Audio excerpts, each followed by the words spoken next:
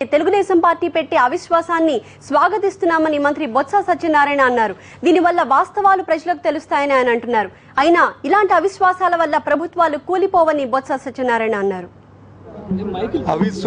అవిశ్వాస తీర్మానాన్ని ఎవరు పెట్టినా దాన్ని స్వాగతిస్తున్నాము.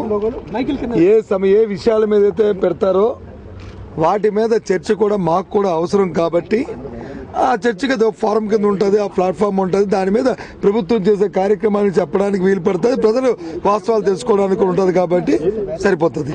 ఈ అవిశ్వాసం వల్ల ప్రభుత్వాలు పడిపోయింది లేదు, దీనివల్ల వచ్చి అవతల పార్టీల బలాలు పెరిగేది కూడా లేదు దీనివల్ల.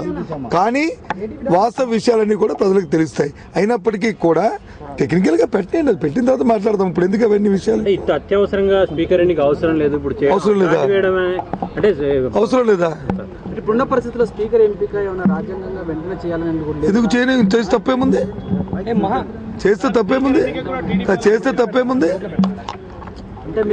చెయ్యొచ్చు. రాజ్యాంగం ఎందుకు చేసుకో ఇవాళ చేస్తాము, చేయకూడదా? చేయలేదు, ఇది చేశారు. ఇప్పుడు స్పీకర్, చైర్మన్, వైస్ చైర్మన్ ఈ ఎన్నికలు చేస్తాము. చేయొద్దని మీరు అంటారా? ఎందుకు ఏం ప్రభుత్వానికా? ఏమండి పెడితే వచ్చిన ఇబ్బంది ఏమిటి, వచ్చిన నష్టం ఏమిటి?